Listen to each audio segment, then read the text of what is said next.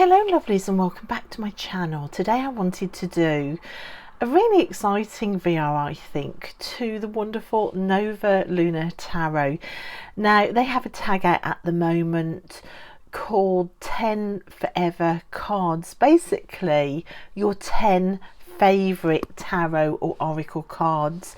So I was thinking about my 10, and to be honest, this video unearthed a few other things that I want to talk about as well. It unearths things that I've been wanting to talk about kind of in a separate video, but it all kind of fits into this idea of favourite cards, because my favourite cards are the cards in which some sort of magic has happened, and it's kind of made me think about what doors I open when I'm using tarot cards, or what portals I open and how I open them to make these cards just exude magic into my reality.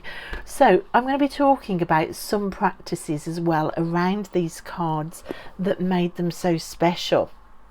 I'm also going to share the decks that these cards are from, because I haven't sorted any of the cards out, of course I haven't. So we're going to start with the Stretch Tarot, and if you've been on my channel for half a minute, you will probably know the video I'm going to reference next when you see the Stretch Tarot. It's my all-time favourite video that I've ever made on my channel, Finding Margaret's House. If you haven't watched that video, then I would really love you to go and watch it. I will link it in the description box. But basically it was a chance visit to a church in Wales when I was looking for a dog walk, and this is Margaret's card. This is the Magician. This isn't the card that I'm going to choose from this deck, but this is up there really. This is an honorary top 10 as well. In that churchyard there was a grave of an entire family, the first quadruplet babies ever born in Wales. All died on the same day, a 5-year-old, a 3-year-old and a dad, but the mum, Margaret, was missing. The churchyard wall also had magic standing stones in it, reference to an older spiritual site there, and I think, looking back, I think it's those standing stones and the magic circle that I felt had kept the mom excluded from the children once they'd passed. So I felt a real strong call to go and open pathways and to revisit the site and to do a small ritual, which I did. But I also found Margaret's house up over the hills, and I visited and did a small ritual in what used to be her bedroom. So this is the deck that I took for the tarot reading that I did, literally sitting in Margaret's window to try and reunite her with her children. It is a brilliant deck for that. This card came out and I left butterflies on the graves, I left butterflies outside the church, I left butterflies in the house itself. But the card that literally broke me was one of the underlying energy cards. Once I'd finished the reading, the whole reading was probably the most profound tarot reading I've ever done. It literally left me sobbing and shook to my core. It was just wondrous. But when I checked the underlying energy to see had like Margaret been reunited with her children, the card that came out was this one, the Queen of Pentacles, with the keyword of maternity and this image of a mother clasping her child to her. This card, guys, in that reading, it just blew me away. Me and my friend who was with me, we were both completely floored by this card, and this will forever be one of my most profound moments, pulling this card in that tarot reading ever. And this will always be my favourite, Queen of Pentacles. It sums up that mother's love and that love for your children that will call over the years through time and space to another mother to help you unlock pathways, which is what the ritual did. So I think trusting my gut, taking my cards out on Adventure Tarot, following my curiosity. I think curiosity is massive in magic. Trusting the whispers that you get coming in when you're following your curiosity, trusting that the tarot will tell you the tale, and seeing that curiosity and story through to the very end with complete and utter trust in it. That's what opened the doorway for this to become that magic moment, that key moment that has turned this into a forever favourite. So the Queen of Pentacles in the Stretch Tarot will forever be one of my top 10 cards. Card number 2 out of my top 10 forever cards comes from the Arthurian Tarot. So I'm on year 2 of working through the Hallow Quest. It is supposed to take a year, but to be honest, some of the lessons have been so profound I've needed to take huge swathes of time to have a break and to just assimilate lessons. So it's taking me longer. I'm completely fine with that. I'm actually back on the Hallow Quest now. So this is the Arthurian Tarot. The recent version as well with the pinky purple backs has the Hallow Quest in the guidebook. There's no need to buy an extra book if you are interested. But what the Hallow Quest asks you to do, you work with the cards over certain days, and it's always linked to meditations around the cards. So this really opened up that idea of path working and meditating into the landscape of the card. It opened up that whole idea for me, and then trusting that what you're seeing in meditation or hearing, or the conversations you're having, or the people that you are meeting are really meant for you, and there is almost like a parallel universe once you pathwork into a card. I'd never really seriously meditated with cards or a deck before working with the Hallow Quest, and it literally transformed the amount of magic in my tarot practice. So for anybody wanting a gateway, an incredible gateway, not a gateway, a portal into magic with their tarot practice, the Hallow Quest is a great way of doing that. I mean, the worlds that opened up around this full card, I could talk for like a month about it. But there is one card in here in particular that was so profound, and for me it has to make it into my top 10 forever cards because of the experience that I had with it.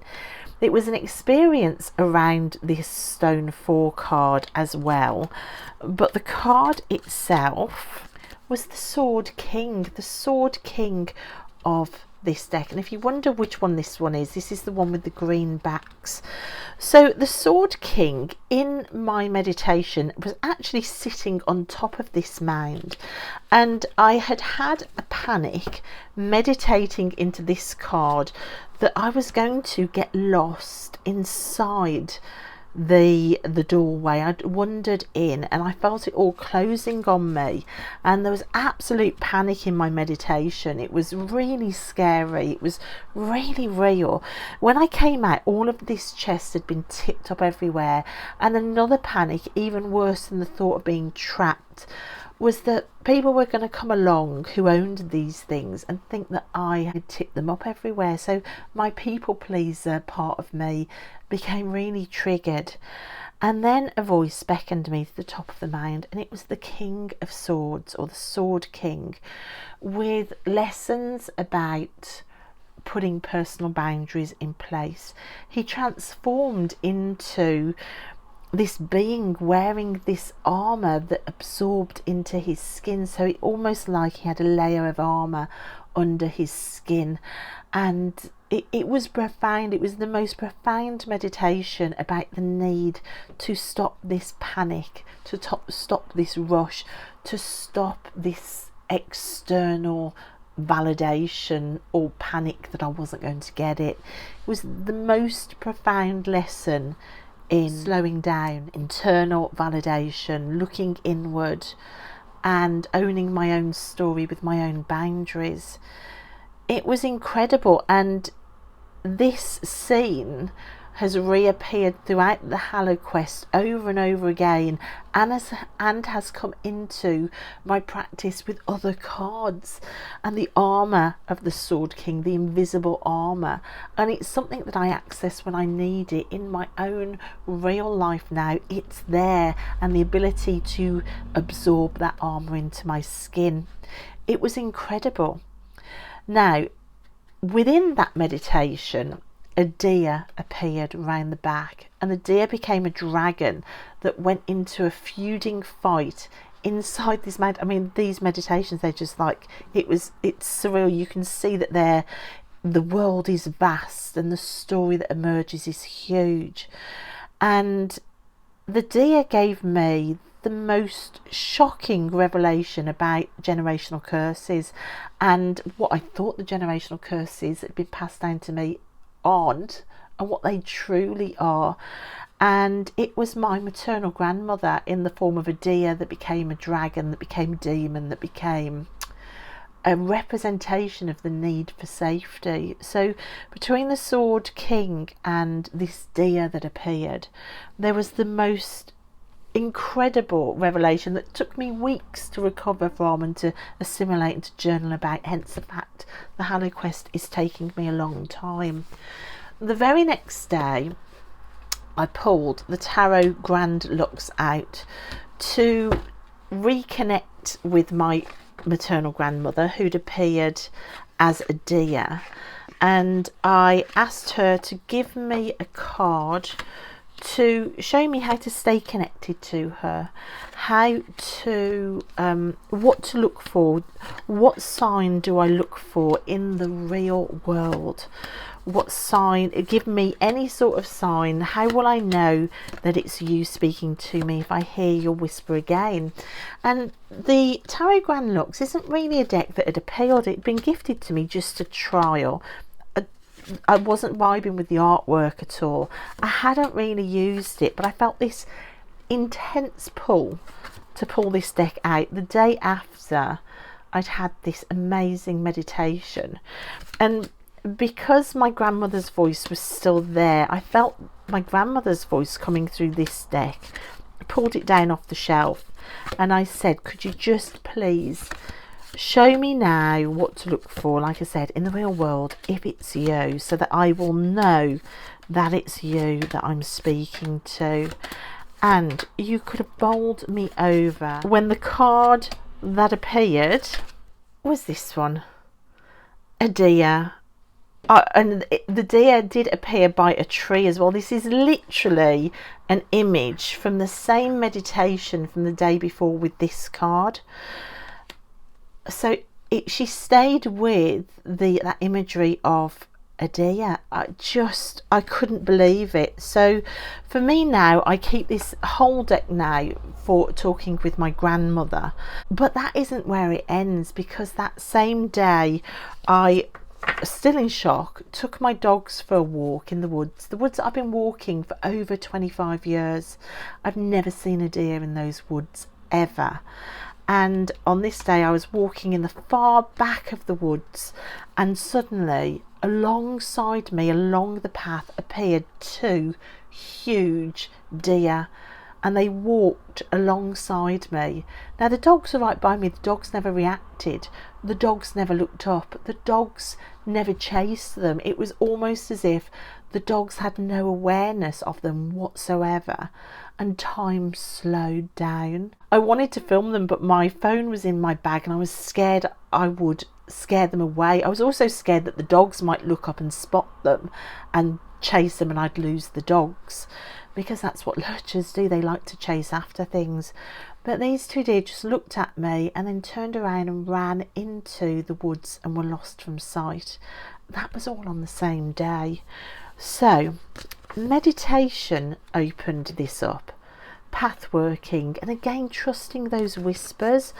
But it's beyond tarot. It's tarot with something else when you feel a pull for it, and then getting out into nature. It was incredible. So this is card number 3 for me, the Ace of Coins in the Tarot Grand Lux. decks. But I don't want to imply that tarot needs an addition every time for there to be magic, because we all know that our tarot decks and sitting down with a journal and sitting down to pull cards can be just as magic without any additional trek out into nature or adventure or meditation. It can be just as magic just to sit and soak in just the wonder and the magic of tarot in its own right. So I thought I would share next there it is. I thought I would share next my very first, what I call my very first soul deck. Now I do actually have a untrimmed and a trimmed version. Of course, this is Tarot of the Sweet Twilight. This is mass market, and it was my first ever soul deck, and I just thought I would show you some of the cards from this. I love the colour palette. I love the way that it twists some of the meanings. I did very early on in my channel a in-depth review of this deck, and I talked about the fact that some of the positive cards have a slightly negative slant and some of the negative cards have a slightly more positive slant. And one of my all-time favourite cards, and the card that I wanted to share from this deck, is the Death card. This is my all-time favourite Death card, and if I read you from the little white book what it says, you will just see how beautiful and gorgeous this Death card is. So it says death as tender as a lover. So immediately you've got death not as some ominous shadow, but a tender lover. So death as tender as a lover carries your poor soul across the desert, step by lonely step, to lay you down gently so you can absorb and understand the truth of this life. And I don't know about you, but I have certainly had moments in my life where the death of something has been brought about by seeing its truth and not being able to escape it, and it's soul shattering you to the point that you can't put one foot in front of the other, and you're lost in a desert. There is nothing to nourish you back to life. It is just soul crushing.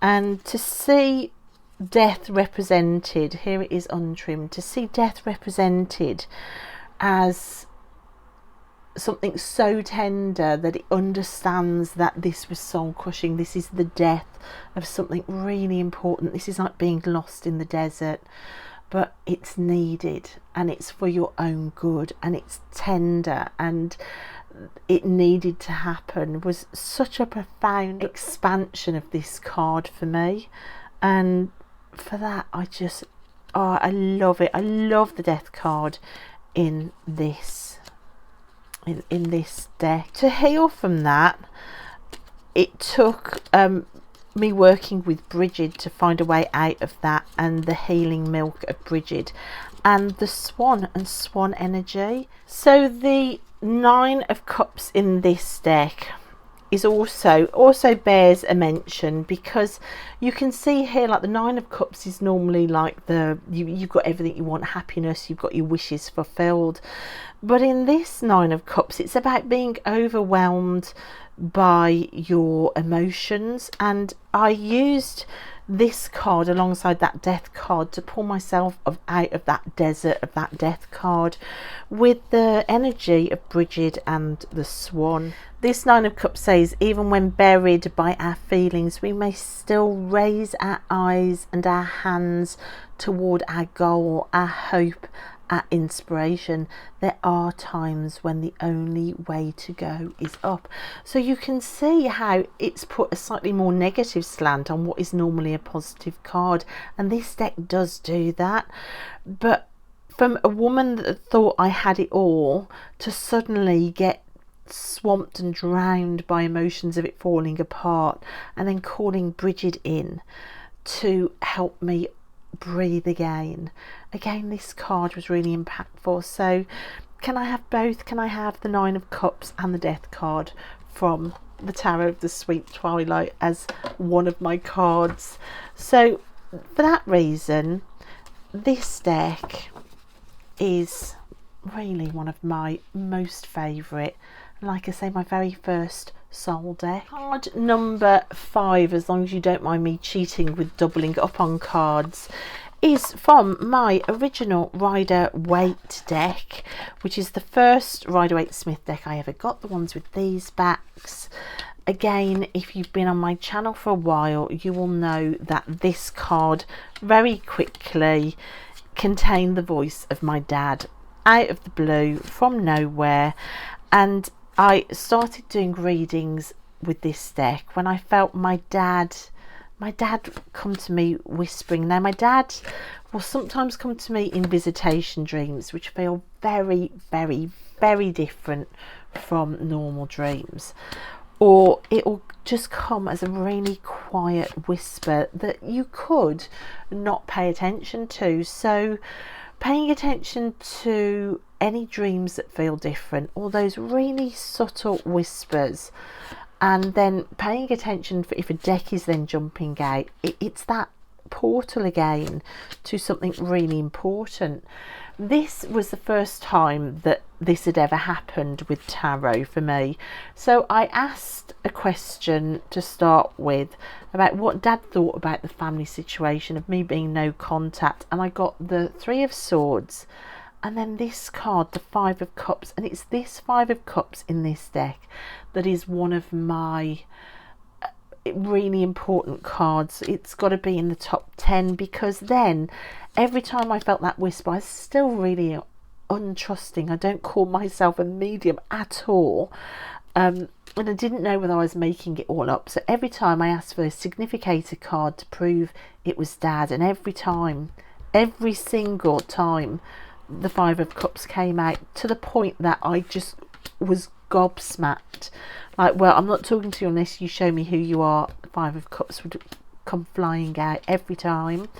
So although it's quite sad that this is a significator card for my dad, it does make sense, because my dad would have been horrified about the events that happened after he died, and the way that people turned out to be, and how cruel people were.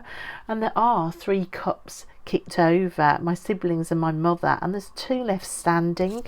And in all of this, and in this practice of talking to my dad via this deck, it has felt very, very clear that the message has been like, I'm with you. And I know he would have been, and I know the events that I had to survive would never have happened if he'd still been around, because people wouldn't have had the nerve to show their true colours. So in a world that has made me at times feel very unwanted and very alone and lied about and gaslit and betrayed, this card has come out over and over and over again to say, no, we're still standing. I'm with you. So this is massively special to me, guys, this card from this deck. So talking about dreams, we go to the Dreams of Gaia Tarot, which is another deck that I absolutely love. I said in that last card that my dad came to me in visitation dreams. The messages in those visitation dreams and the images that he led me to did actually come to pan out in real life. So there was real life evidence and mirroring of those visions. It was incredible, and it made me more interested in using dreams as part of my spiritual practice. Now, I am not somebody that remembers my dreams at all, and I did a dream practice where I would pull a card from the Dreams of Gaia and put it next to my bed and ask for a dream around it for months and months and months, and got nothing. I just can't remember my dreams at all, which is why the visitation dreams with my dad are so different, because they're real and I remember every nuance of the whole dream. When it's a visitation dream, it's totally different. And then one night, finally, using this deck for months, I got a dream and I remembered it, and it was really impactful in the real world as well, which I think is also a really clear sign that you're on the right track. The same with like visitation dreams, showing things that do actually happen in real life. You know, if it's impacting your real life and it blows your socks off, then you're on the right track, aren't you? Now, the card that very first gave me a dream and it linked to it was this card. It gave me a dream based on the need for boundaries again, and the dream was based at a party being attacked and lied about and laughed at a party, with a train keep coming through the party asking me was I ready to climb on board and leave yet. Everything had a shell, the suitcases, the train, the people were hard, the turtle has a shell. The only thing that was really soft and absorbing it all and porous was me, until I finally had enough and stepped on the train to get the hell out of there. And then this whole vision about how to build boundaries and to carry your boundaries with you, like the turtle, happened, like not being drowned in your emotions. I suppose this is the same as the message on the previous 10 of Cups from Tarot of the Sweet Twilight. And it was incredible, and I journaled on it for a week and the dream never left me, which is so unlike me. And even now doing this practice, 20 times I'll get nothing, and then there'll be that one time where something will come through and I will remember it. So it is a nice practice if you wanted to bring dream work into your tarot work. And then of course in the morning when you've got the dream, you can then pull cards around the dream to understand it more. So it's just a nice practice. It's a practice that I first saw on Saturnarium's channel. Of course she's no longer on YouTube, which is a massive shame, but yeah, the Dreams of Gaia, so this card has got to be in there as well. So can we now just go to a card that I just love for the card's sake? So is this number 8, I think. So of course it's linked to novels as well. This is the Raven's Prophecy Tarot. It's linked to the series of books called The Raven Boys, which I love. So it's got that magic in there. It's got a storytelling element to it. But I absolutely adore this deck. It's got such an incredible energy, which I think might be in part because it is linked to a series of stories that I absolutely love. But the card that had me reaching to order this the second I saw it is this 7 of Wands. That idea of a hand protecting the flames from the rain. I just think that is just the most glorious depiction of a 7 of Wands that I think I've ever seen. Isn't it gorgeous? So this whole deck has the most wonderful energy. I know some people cut the orange borders off. I love the orange borders. I'm definitely a borders girl, and there are a few cards in here, to be honest, that just are some of my very favourite cards. But out of all the ones in the deck, this 7 of Wands I think is just completely divine. So the 7 of Wands from the Raven's Prophecy Tarot, absolute favourite. Card number 8 has got to be the very first card that I worked with from the Weaver's Oracle. This is a Carolyn Hillier deck, the Weaver's Oracle. This lives out on my altar, and again this got pulled into the realm of sort of beyond tarot magic, because it was the very first time really that I put a meditation practice in place with the cards. Now, I've been asked a number of times, how on earth do you work with the Weaver's Oracle? It definitely isn't a deck where I pull more than one card. I wouldn't even do this. I wouldn't even put 2 cards out for the Weaver's Oracle.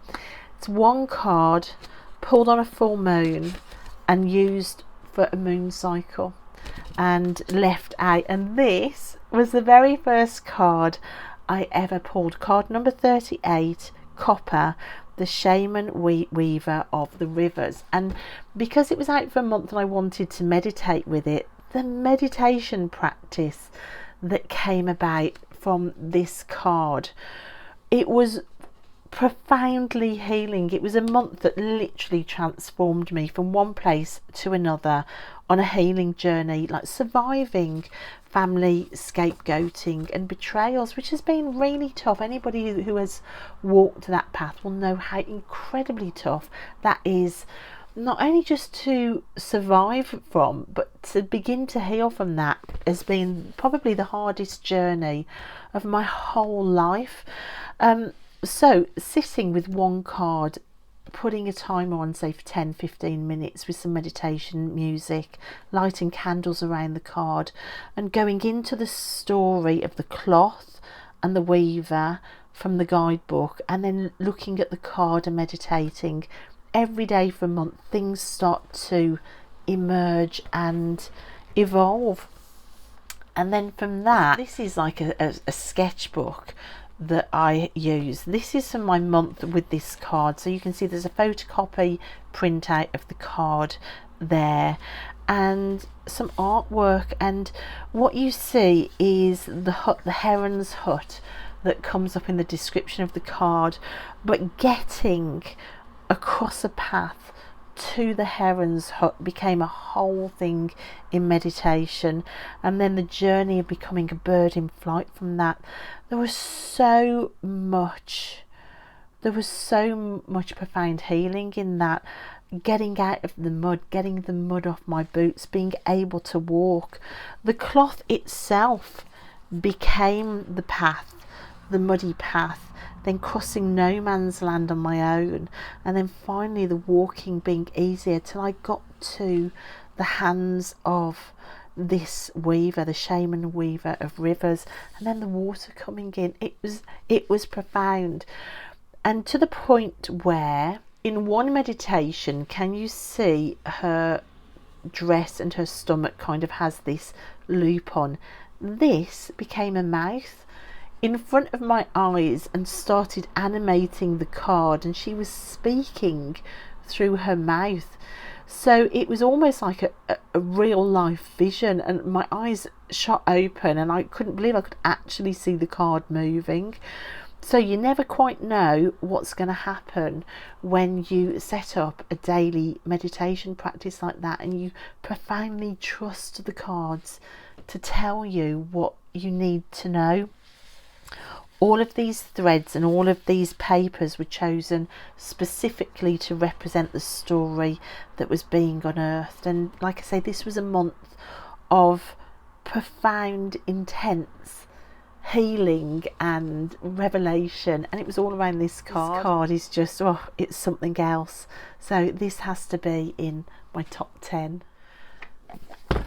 So I'm going to choose another oracle, the Iris Oracle. So this is the oracle that also has really helped me overcome family scapegoating and just the pain around that, and being able to understand what it was in my head, but then to move out of my head and to embody recovery and new stories. This has been brilliant for that. It really has. This feels like it was a fly on the wall through the last 10 years. It's all in here. I can have cards in any order and I can tell you the story of my last 10 years, and this is one of the cards that is really important to me, the Weight of Truth. I suppose it's the same as that death card in Tarot of the Sweet Twilight. Sometimes it's truth that can shatter everything, and truth does hold a weight, a huge weight at times, and accepting truth has a weight. But here the 3 circles represent my 3 children, like the need to keep going for them to fully hold the weight of truth myself, so that they can float, they can be freer. So we're getting to the reason why I love this deck, that way that you can rewrite the story and move into something new, to get away from the scary attic and the masks and the codependency, to get out of the fire and to become more and more embodied. So there is a card in here that reminds me continually of my why. Why is that worth doing? Why is this lonely journey of the priestess out and through worth it when it is so hard to do? Why is rewriting the story to discover the gifts from a difficult past worth it? And in amongst all of these cards, there is my why card. And the why card is here. It's the Fire Mother. So for there to be almost like a phoenix spinning around in a circle, you've got that idea of new life from the flames. You've got the idea of circles as well, circle breaking. And you've got the idea of all of that activity forming a nest for 3 eggs. I am a single mom of 3 kiddies, and the Fire Mother protection element in me is my why. And for there to be a card that depicts that so beautifully in this deck, that tells that story, it just means the world to me. Here is my why, and if I ever am struggling, here is a reminder. This is what you're doing. This is why the hard work and the going through and out is worth it. There is a really important why that then can get passed down for generations to come. It ends with me and my kids remain protected.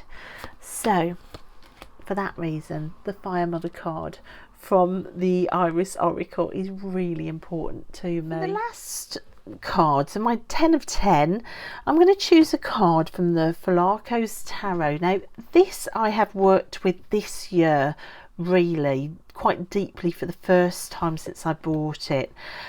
This year I had quite a pull to dragon energy, which just appeared from absolutely nowhere, and it just wouldn't leave. And I was in Wales, and of course all the dragon Welsh flags were everywhere, and I walked into Stars in the middle of Aberystwyth, which is like a little metaphysical shop, and they had on there an oracle I'd never seen before, which was a dragon oracle, which I bought.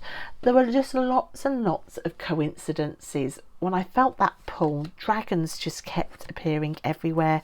So I think that's another thing I'd like to say about these magic moments with tarot that are slightly beyond your normal, say, magic.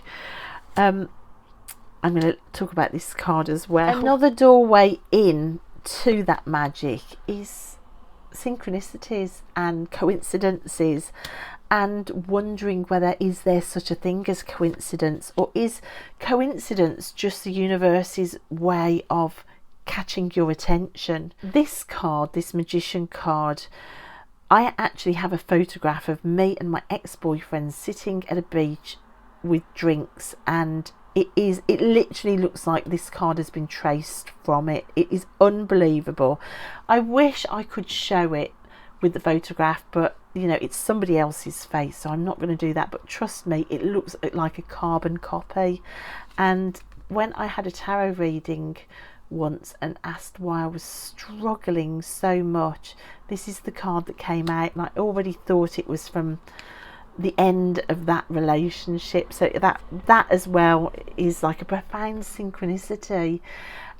When I showed the tarot reader my photograph, her jaw hit the floor as well. She couldn't believe it either. But back to dragons.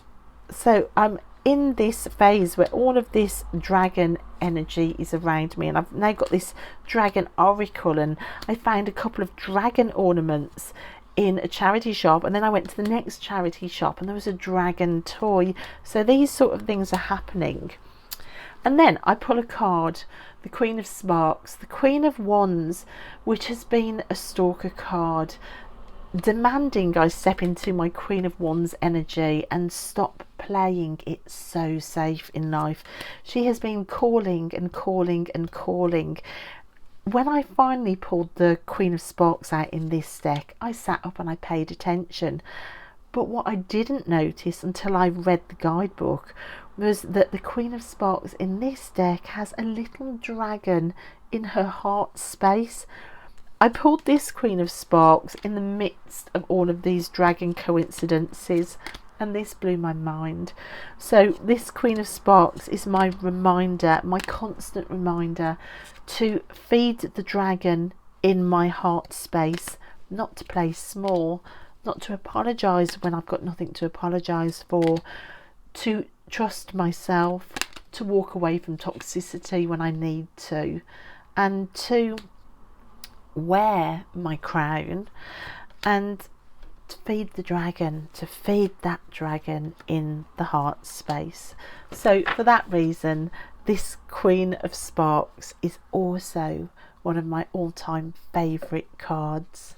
So that's it. Those are my 10 forever cards. I think I did 10. I don't think I did more than 10. They're cards that just mean the absolute world to me. Just 10 incredible magic experiences with tarot. Aren't we lucky to have things like this in our lives to adventure with? So thank you guys so much for watching. I'll leave all the links to Nova's channel and her original video down below. Thank you, Nova. Thank you for all the lovely things you shared too. Go say hi to Nova, and I'll see you next time, guys. Bye.